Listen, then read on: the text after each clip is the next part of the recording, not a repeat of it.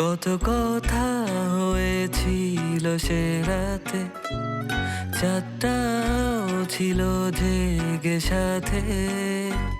কত কথা হয়েছিল সে রাতে, চাঁদটাও ছিল জেগে সাথে।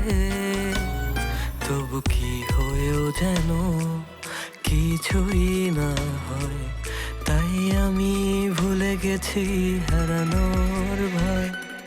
জোছনা মাখাই রাতে, চলো ভেসে যায় একসাথে, অসীম অনন্তকালে।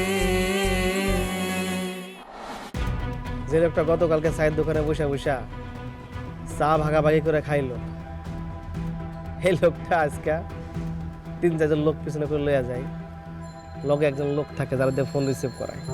শোন, শত ব্যস্ততার মধ্যেও আমাদের এই ভাই বোনের এই আড্ডাটা না খুব জরুরি। দেখ, বাইরে যত নাম ডাকি থাকুক আমাদের, কিন্তু বাসায় যদি একবেলা আমরা সবাই মিলে একটু বসে একটু ওপেন মুডে, ফুর্তি মুডে যদি আমরা আড্ডা দিতে না পারি, তাহলে এই বাইরের নাম ডাক দিয়ে কোনো কাজে দিবে না। এর চেয়ে বেশি উল্টা পাল্টা হইলে আমার চেয়ে খারাপ কেউ হইব না। উচ্চ মাস্টার, যাও ঘরে যাও। আইছিলাম ভালো মুড নিয়ে, বুঝলা না নিজের ভালো। আমরা তো চেয়ারম্যান, 10 জনের ভালো মন্দ আমাকে বুঝতে হয়। ভিতরে যাও, মনের সঙ্গে যদি বাজে জিনিস খাওয়ার অভ্যাস থেকে খাইয়া নিও।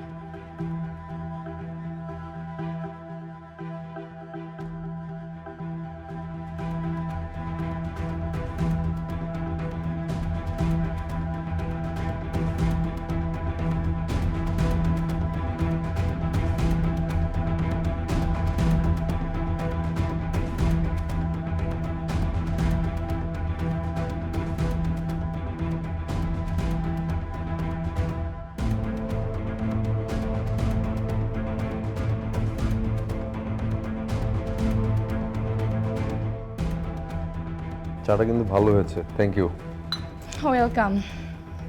আচ্ছা শোনো, তোমার বোনকে দেখছি আজকাল মহাব্যস্ত, কখনো ফোন নিয়ে, কখনো ল্যাপটপ নিয়ে, আবার কখনো যেন বাইরে কারোর সাথে দেখা করতে যায়। আচ্ছা, আর আমি যখন কিছু জিজ্ঞেস করি বলে এই তো ভাবি, যেন মনে হচ্ছে পুরো পৃথিবীর উত্তরটা এই তোতেই শেষ। শোনো, টেনশনে কিছু নাই। কমিশনারের বোন বলে কথা, একমাত্র বোন। বড় ভাই যেমন ব্যস্ত থাকে, বোনও তো এরকম মহাব্যস্ত থাকবে, এটা তো স্বাভাবিক। এলাকার মানুষজন যখন কোনো হেল্প চাইতে আসবে, দেখবে কমিশনার স্যারের বোনটাও অনেক ব্যস্ত। যত যাই বলো, যদি ও ব্যস্ততা দেখিয়েও থাকে, অভিনয় করে তো, অভিনয়টা কিন্তু বেশ ভালোই রপ্ত করেছে নাকি? অভিনয় করছে নাকি আসলেই কিছু করছে সেটাই তো বুঝতে পারছি না। আগে দেখতাম বিকেল হলেই আমার পাশে এসে বসতো, আমার সাথে গল্প করতো, আর এখন তার সাথে গল্প করতে গেলে তার অ্যাপয়েন্টমেন্ট নেওয়া লাগে। কি হয়েছে? মানে খুব অনেকক্ষণ যাবত আমি শুনতেছি যে তোমরা দুইজন জামাই বউ মিলে আমার নামে গসিপিং করতেছো। কি গসিপিং করতেছো বলো? আমি যখনই আমার নামটা শুনেছি তখনই বুঝেছি আমাকে নিয়ে গসিপিং চলছে। এখন বলো আমি সামনে এসেছি। আরে না না, গসিপ না। আমরা তো ভাবছিলাম যে আমাদের রাজকন্যাটা আজকাল এত ব্যস্ত থাকে, তাই বলছিলাম। ও মাই গড, আমি আবার রাজকন্যা হলাম কবে থেকে? আমি তো নাকি এই বাড়ির কোনো কাজই করি না, সারাদিন মোবাইল দেখি, টিভি দেখি, অযথা ঘোরাঘুরি করে বেড়াই। আর এখন যখন আমি নিজের জন্য একটু কাজ করা শুরু করেছি, তখন তোমরা দুজন হাজব্যান্ড ওয়াইফ মিলে একটা তদন্ত কমিটি ক্রিয়েট করেছো, তাই না? আরে না বোকা, তদন্ত কেন হবে? শোন, আমি আর তোর ভাবি এটুকু তো জানার অধিকার রাখি যে আমার প্রিয় ছোট বোনটা কি নিয়ে হঠাৎ এত ব্যস্ত হয়ে গেল। এই যে তুই অলওয়েজ ফোন কলে থাকিস, জুম মিটিং করিস, হাসি খুশি থাকিস, কার সাথে কথা বলিস, কি করছিস, বা এসবের পেছনে কি চলছে, এটুকু কি জানতে পারি না? একটু শেয়ার কর। ভাইয়া, ফর ইয়োর কাইন্ড ইনফরমেশন, তোমার পলিটিক্সের মতো আমার লাইফের সব কিছু কিন্তু এত পাবলিক না। সো আমার কিছু জিনিস একটু প্রাইভেট থাক, এটা আমি পছন্দ করি। ওকে? দেখেছো কথার জবাব দেয়া কেমন শিখে গেছে। আগে তো কেমন জানি লজ্জা পেত, আর এখন শুরু করলে একদম বক্তৃতা। ভাবি, তুমি তো নিজেই বলেছো মেয়েদের নিজেদের পায়ে দাঁড়াতে হবে, এটা করতে হবে, ওইটা করতে হবে। আর এখন যখন আমি একটু নিজের পায়ে দাঁড়াচ্ছি, এখন না, ব্যাপারটা ওরকম না। শোন আপু, নিজের পায়ে দাঁড়াবি বা নিজের পায়ে দাঁড়াচ্ছিস, আই অ্যাপ্রিসিয়েট ইট। আমি তো সবসময় চাই এটা নিজস্ব একটা আইডেন্টিটি ক্রিয়েট হোক। বাট আমার একটাই রিকোয়েস্ট যে সেলফ আইডেন্টিটি ক্রিয়েট করতে যে এমন কিছু করে ফেলিস না যেটার কারণে পরে মানে নিজের ভুলে আসে না, অনেক সময় পস্তাতে হয়, বা অন্য কারণে মানুষের গেমে পড়ে যাবি। আমাদের তো শত্রুর অভাব নেই, বুঝিসই তো। ভাইয়া, তোমার কি মনে হয় আমি মানুষ চিনি না? দেখো, আমি ছোটবেলা থেকে বড় হয়েছি তোমার এসব পলিটিক্সের সব কিছু দেখে শুনে বুঝে। এখন এত কিছু দেখেছি, শুনেছি, বুঝেছি, একটু তো মানুষ চিনতেই পারি আমি, তাই না? শিখেছি তো। এখন তাহলে তুমি তোমার ব্যস্ততার রহস্যটা বলো, না হলে তো আমরা ধরে নেব যে তোমার মনে মনে কোনো পরিকল্পনা চলছে। ওয়েল, গোপন ব্যাপার যদি কোনো থাকে তাহলে তো সেটা গোপন থাকাই ভালো, বলে দিলে তো আর গোপন থাকলো না। হ্যাঁ, বাট এতটুকু আমি তোমাদেরকে অ্যাসিওর করতে পারি যে আমি কিছু একটা করছি, সেটা আমার নিজের জন্য। কারণ আমি আসলে চাই না আমার ফুল লাইফটা একজন কমিশনারের বোন এই ট্যাগ নিয়ে বেঁচে থাকি। আমি চাই আমার নিজের একটা পার্সোনাল আইডেন্টিটি হোক। তোর এই কথাটা যদি সত্যি হয়ে থাকে তাহলে আমার চেয়ে খুশি এই পৃথিবীতে আর কেউ হবে না। দেখ, আমিও এটা অ্যাপ্রিসিয়েট করি যে একটা নিজস্ব আইডেন্টিটি হোক, একটু আগে তো তোকে আমি বললামই। তবে আপু, এটাও খেয়াল রাখিস যে সেলফ আইডেন্টিটি ক্রিয়েট করতে যে কাছের মানুষরা যেন দূরে সরে না যায়। না ভাইয়া, দূরে সরে যাবে কেন? এটা কেমন কথা বলছো তুমি? এখনই যে জাস্ট বললামই তো যে নিজের জন্য একটু কিছু করার ট্রাই করছি, তাই একটু বিজি, কিন্তু সবকিছু তো নর্মালি আছে। That's my sister.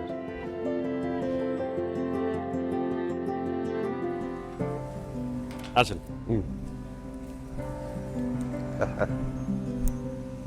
যাক, তা ঠিকঠাক তো সবকিছু ভাই? হ্যাঁ, মোটামুটি সব ঠিকঠাক। আর এত কিছু যে করতে পারছি সেটা আপনার আপনার দয়া ছাড়া তো হতোই না। আমি আর কি ভাই, সবই ব্যবসা। আপনার লাভ, আমার লাভ, সবার লাভ, এইসব মিলেই তো আমাদের কাজ, তাই না? তা অবশ্য ঠিক, তারপরেও কৃতজ্ঞতার একটা ব্যাপার আছে তো। হ্যাঁ, আপনি যে কমিশনটা দিচ্ছেন, অন্য কেউ হলে এত কম কমিশনে নিত না। ভাই আমি ছোট মানুষ, আমার ছোট কাজ, আমার ছোট একটা পেট, চলে যায় আর কি, বুঝতে পারছেন না? সেটা হচ্ছে কাজটা তো প্রায় শেষ পর্যায়ে। আচ্ছা, আরেকটা কাজ কি এর মধ্যে ম্যানেজ করা যায়? শুনেন, বস আপনার কাজে অনেক হ্যাপি। এই কারণে কিন্তু আগে সেই প্রজেক্টের যে কাজটা ছিল হ্যাঁ, ওটা তো উনি দেখে একদম পুরো মুগ্ধ হয়ে গেছে। আচ্ছা আচ্ছা। এই কারণে কিন্তু বস আপনাকে এই প্রজেক্টটা আবার নতুন করে আমাকে স্পেশালি বলছে যে ভাইকে এই কাজটা দাও। তো এইটাই আমি আপনাকে দিছি, শেষ করেন। আরো তো আছে, সরকারি জায়গা যাবে কই ভাই? আচ্ছা আচ্ছা, যাক, আপনার কথা শুনে খুব ভালো লাগলো। আমি খুব আশাবাদী হলাম। জি জি, আচ্ছা, ধন্যবাদ। তাহলে আপনার পেমেন্টটা অ্যাকাউন্টে পাঠিয়ে দেবো। ভাই এইসব টাকা কি আর কেউ অ্যাকাউন্টে নেয় না? না, তা অবশ্যই অ্যামাউন্ট তো বড় অ্যামাউন্ট তো। আপনি চিন্তা করেন না, আমার একটা ছেলে আপনার কাছে আসবে, ওই ছোট্ট একটা চিরকুট নিয়ে আসবে, তো একটু কষ্ট করে একটু দুবাইতে। আচ্ছা ঠিক আছে, অসুবিধা নেই, অসুবিধা নেই। পাঠিয়ে দেবো, পাঠিয়ে দেবো। হ্যাঁ, ধন্যবাদ, দেখা হবে ভাই। আপনার প্রতি আমার কৃতজ্ঞতা শেষ নেই। আমি আশা করব ভবিষ্যতেও আপনি আমাকে এইভাবে সাহায্য করবেন। অবশ্যই অবশ্যই, আমাদের কাজ চলবে। ওকে, আজকে তাহলে আসি। জি, Thank you. আল্লাহ হাফেজ। আসসালামু আলাইকুম। ভাইকে সালাম দেবেন। হ্যাঁ, হ্যাঁ, অবশ্যই অবশ্যই, জি।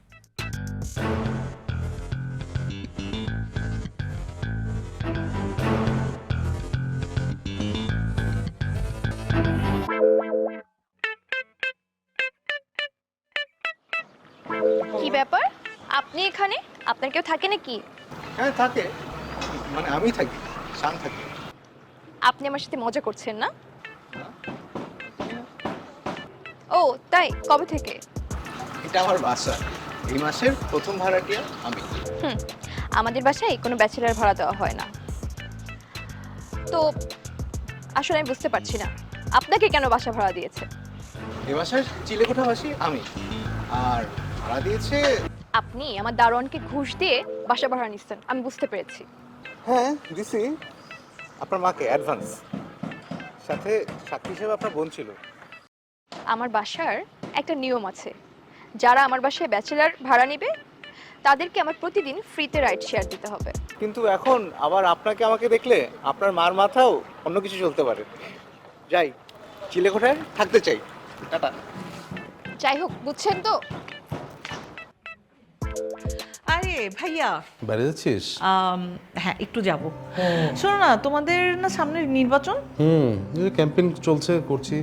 সেটা তো আমি দেখছি, সাথে এটাও দেখছি যে কিছু মানুষ কিন্তু তোমাদেরকে ভালোই ধুয়ে দিচ্ছে। ওই বেদবটার কথা বলছিস না? একদম ঠিক। আচ্ছা ভাই, তুই ভালো কথা, নির্বাচনে আমার এগেনস্টে দাঁড়িয়েছিস, তো তুই তো নির্বাচনী এলাকায় কি কি উন্নতি সাধন করবি, জনগণের প্রতিনিধি হিসেবে কি কি কাজ করতে চাস, এগুলি বল। এগুলি না বলে, বিশ্বাস কর, সকালে ঘুম থেকে ওঠার পর থেকে শুধু আমার নাম নেয়, সারাক্ষণ আমার বদনাম করে, আমি চাঁদাবাজ, আমি উন্নতি করি না, আমি এই সেই। এটা কোনো কথা? সাফোকেটিং হয়ে লাগে আমার এখন, ভাইয়া, জানিস।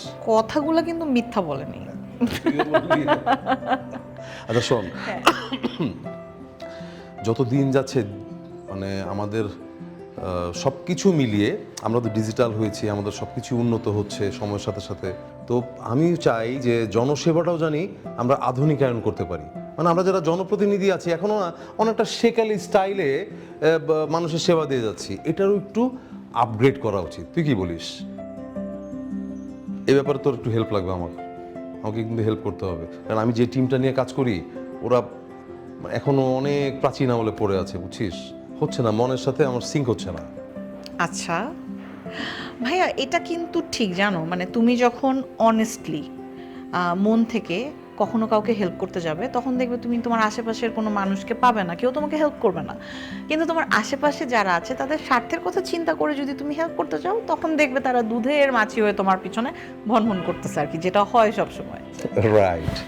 জানো, আমি কিন্তু এখন আসলেই প্রাউড ফিল করছি যে আমার ভাইটা আসলে আমার আগের ভাইয়ের মতো হয়ে যাচ্ছে, মানে আমি যেমনটা ভাবতাম। আর অ্যাজ আ সিস্টার আমি তোমাকে উইলিংলি হেল্প করবো, তুমি একদম টেনশন নিও না। ওকে ওকে ভাইয়া, আমি তাহলে যা, তাড়াতাড়ি আসছিস। হ্যাঁ,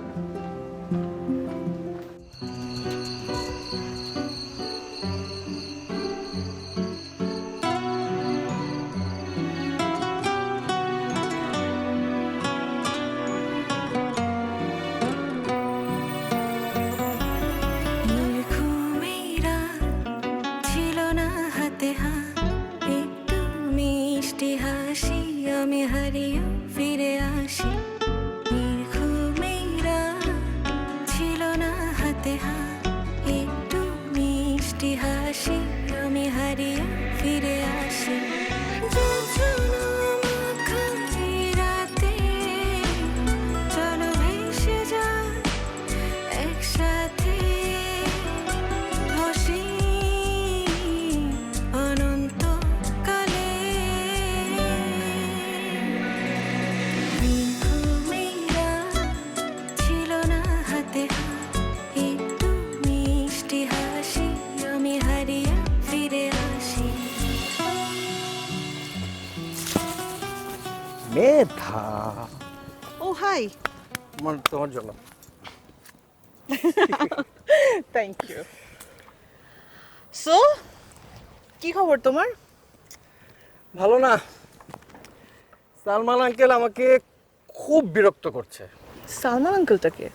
আমার বাবার বন্ধু। ও, তো আপনার বাবার বন্ধু সালমান আঙ্কেল আপনাকে কি বিরক্ত করছে শুনি? তার একটা আদুরে মেয়ে আছে, তার সাথে আমার বিয়ে দিতে চায়। আমার বাবা আমার পেছনে লেগেছে। আদরের মেয়ে? Wow, not bad. শুনো, গুরুজনরা যা বলে তা কিন্তু ভালোর জন্য বলে। আর তাছাড়া একদিক দিয়ে কিন্তু আমিও তোমার সিনিয়র, সো আমিও তোমার গুরুজন। আমিও বলছি বিয়ে করে ফেলো, রাজি হই, ভালো হবে। বাই দ্য ওয়ে, আমি তোমাকে গুরুজন মানি না, ওকে? আর আমি তো বিয়েটা করতে চাই না, আমি তো তোমার সাথে। আমার সাথে কি? কি আমার সাথে কি? মানে তোমার সাথে দেশ ও সমাজের সেবা করতে চাই। লিসেন, আপনি ওই মেয়েটাকে বিয়ে করে খুব দেশ আর সমাজের জন্য অনেক কিছু করতে পারবেন, অনেক সেবা করতে পারবেন। এখন আমি যেটা বলি সেটা করো, যাও মেয়েটার সাথে দেখা করো, রাজি হয়ে যাও, বিয়ের ডেট সবকিছু ফাইনাল করো। আর আমি এখন যাব। কোথায় যাবা? বাসায় যাব, কাজ আছে আমার। ভালো থাকো, বাই।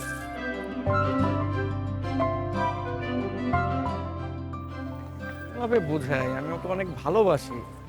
এ মেধা, মেধা।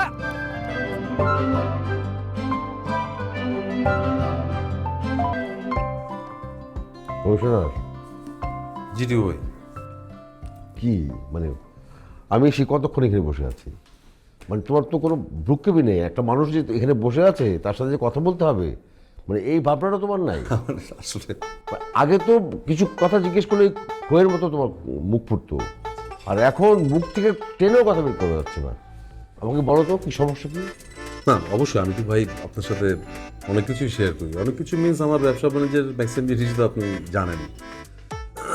ইদানিং ভাই টেন্ডার নিয়ে একটু ঝামেলার মধ্যে আছে। দেখেন এতগুলি বছর তো আমরা 2-3 জন মিলে টেন্ডারটা সামলাইতাম, কে পাবে না পাবে, আর যদি নেগোসিয়েশন হয় ওগুলোও আমরা ডিল করতাম। তো এখন না আর ওই সময়টা নাই। এখন নতুন অনেকগুলি পোলাবাইন ঢুকছে, নতুন মানুষ ঢুকছে যারা একজন আরেকজনের ঠিক মতো চিনে না, এবং এদের গতিবিধিও সুবিধা না ভাই। সব কিছু একটা সিস্টেম আছে, আমরা তো সিস্টেম ওয়াইজ কাজ করতাম, এখন কেমন জানি সিস্টেম ছাড়া লাগে। এসব নিয়ে আসলে ভাই একটু মেন্টালি ডাউন হয়ে আছে আমি। আপনি একটা জিনিস চিন্তা করেন, প্রাইম যেসব জমি, যেসবের গন্ধ, যেসবের ইনফরমেশন আগে শুধু আমাদের কাছে আসতো, আমাদের নাকে আসতো গন্ধগুলা, এই জমির গন্ধগুলো এখন অনেকের নাকে যাচ্ছে। এটা কিভাবে সম্ভব? খুবই স্বাভাবিক, এটা নিয়ে এত টেনশন করার কিছু নাই। মানে যেই জায়গাটা নিয়ে তুমি ভাবছো সেই জায়গাটা কোন জায়গা, মানে তার অবস্থাটার কথা সেটা তুমি বুঝতে হবে। এই জায়গাটার সামনেই 60 ফুটের রাস্তা হচ্ছে, তার পাশে ইউনিভার্সিটি, তুমি বুঝতে হবে। মানে মার্কেট হচ্ছে, মানে আলাদা একটা স্মৃতি তৈরি হচ্ছে আশেপাশে। তো সেই জায়গার ব্যাপারে মানুষের আগ্রহ থাকবে না, সেটা ঘাবড়াবার কিছু নেই। আমাদের প্ল্যান হইতে কাজ করতে হবে। প্রত্যেকটা প্ল্যান সাকসেসফুলি যদি আমরা ডান করে ফেলতে পারি তাহলে তো আমাদের আপনার কথায় লজিক আছে বড় ভাই, কিন্তু শুনেন, টেন্ডার পেয়ে যাওয়া আর জমি দখলে নেওয়া দুটো তো এক জিনিস না। একটা জমি পাওয়ার পর দখলে নিয়ে ওটা কিভাবে সাকসেসফুলি কাজে লাগানো যায়, এটা তো একটা বিরাট হিসাবের ব্যাপার। শুনেন, জমি জামার খেলায় শুধু টাকা হইলেই হয় না, অনেক কৌশল লাগে বড় ভাই, এটা তো আপনি জানেন। তোমার কি মনে হয় আমি শুধু দূর থেকে দাঁড়িয়ে দাঁড়িয়ে এই খেলাটাই দেখি? আমি খেলা দেখি খেলাটা বোঝার জন্য, খেলোয়াড় কিন্তু আমিও। দেখো, তুমি যদি আমার সাথে কিছু শেয়ার না করো তাহলে তো আমি তোমার কাজে আসতে পারছি না। আমাদের তো এটা বিশ্বাস রাখতে হবে, মানে আমাদের এটা মানে মানতেই হবে যে দুজন দুজনের সাথে যদি শেয়ার না করি, দুজন পাশে না দাঁড়াই, তাহলে তো আমাদের সম্পর্কের উন্নতি হবে না। জি না, আগে আমি মামা হব। প্রথমত আমি নিজে বিয়ে করে ফেলেছি তোকে বিয়ে না দিয়ে, এটা একটা ক্রাইমের পর্যায়ে পড়ে। কারণ কখনো কখনো পরিচিত আকাশ, চেনা বাতাস সমস্ত কিছু না হঠাৎ করে বদলে যায়। হাসির আড়ালে লুকায় কান্না, ভালোবাসা নাকি প্রতারণা, সাদা কালো গল্প বলে কে যে আপন কে যে চলে।